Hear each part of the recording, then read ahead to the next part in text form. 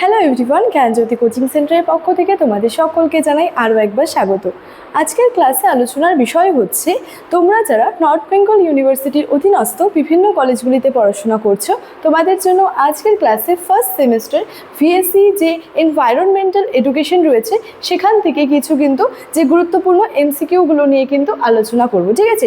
এর আগের ক্লাসের মাধ্যমেও কিন্তু তোমাদের সঙ্গে বিভিন্ন যে ইম্পর্টেন্ট যে এমসিকিউগুলো রয়েছে সেগুলো নিয়ে কিন্তু আলোচনা করেছিলাম এবং সেই মতো আজকের ক্লাসেও কিন্তু এই এনভায়রনমেন্টাল এডুকেশন থেকে কিছু এমসিকিউস নিয়ে আলোচনা করব, ঠিক আছে।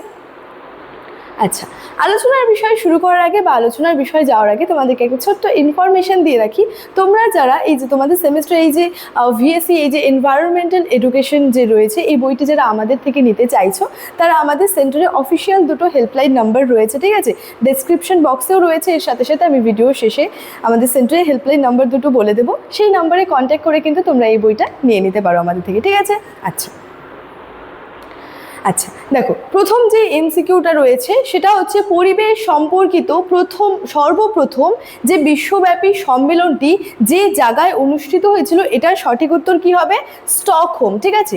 এবং আগের ভিডিওতেও যেমন প্রত্যেকটা যে এমসিকিউর অ্যান্সারের নিচে ব্যাখ্যাগুলো ছিল ঠিক এই ক্লাসেও কিন্তু প্রত্যেকটা এমসিকিউর যে ব্যাখ্যাগুলো রয়েছে সেটা কিন্তু অ্যান্সারের নিচে দেওয়া রয়েছে, তোমরা কিন্তু সেই বিষয়টা একটু দেখে নেবে ডিটেলসটা জানার জন্য, ঠিক আছে। আচ্ছা, নেক্সট রয়েছে দেখো, স্থিতিশীল উন্নয়নের লক্ষ্যমাত্রা স্থির করার জন্য কোন বছরটি ধার্য করা হয়েছে? এটার সঠিক উত্তর হবে 2030, ঠিক আছে। আচ্ছা, নেক্সট রয়েছে দেখো, পরিবেশ সম্পর্কিত যে বিষয়টি সেই বিষয়টি হলো, এটার সঠিক উত্তর হবে হচ্ছে যে সবকটি, ঠিক আছে। সবকটি অর্থাৎ যে উৎপাদকও হবে, খাদকও হবে এবং বিয়োজকও হবে, ঠিক আছে। আচ্ছা, নেক্সট রয়েছে দেখো, বলেছে নাইট্রেট যুক্ত জল পান করার ফলে কি হয় বা যা হয়, এটার সঠিক উত্তর হবে রয়েছে যে দেখো এখানে রয়েছে ব্লু বেবি সিনড্রোম, ঠিক আছে। এটা কিন্তু এটার সঠিক উত্তর। আচ্ছা, নেক্সট রয়েছে দেখো, কিয়োটো প্রোটোকল কিসের সঙ্গে সম্পর্কিত? এটার সঠিক উত্তর হবে জলবায়ু পরিবর্তন এবং যে গ্রিন হাউস গ্যাস হ্রাস, এটাই হচ্ছে কিয়োটো প্রোটোকলের সঙ্গে আর কি সম্পর্কিত বিষয়। নেক্সট রয়েছে, নিম্নের কোন এক প্রকার প্রাকৃতিক বিপর্যয় নয় বলেছে এখানে? এটার সঠিক উত্তর হবে পারমাণবিক বিস্ফোরণ, ঠিক আছে। এবং ব্যাখ্যাটাও কিন্তু এখানে দেওয়া রয়েছে যে বলেছে পারমাণবিক বিস্ফোরণ মানুষের দ্বারা সৃষ্ট একটি বিপর্যয়, এটি কোনো প্রাকৃতিক ঘটনা নয়, ঠিক আছে। প্রত্যেকটা এমসিকিউর ব্যাখ্যাগুলো কিন্তু নিচে বা অ্যান্সারের সাথে কিন্তু দেওয়া রয়েছে। তারপরের এমসিকিউটা হচ্ছে, প্যারিস চুক্তি কবে গৃহীত হয়েছিল? এটার সঠিক উত্তর হবে 2015 সালে, ঠিক আছে। নেক্সট রয়েছে, জনবিস্ফোরণ যা ব্যতীত পরিবেশের সবগুলির ওপর প্রভাব বিস্তার করে, এটার সঠিক উত্তর হবে গ্রীষ্মকালীন ক্রান্তীয় ঘূর্ণাবর্ত।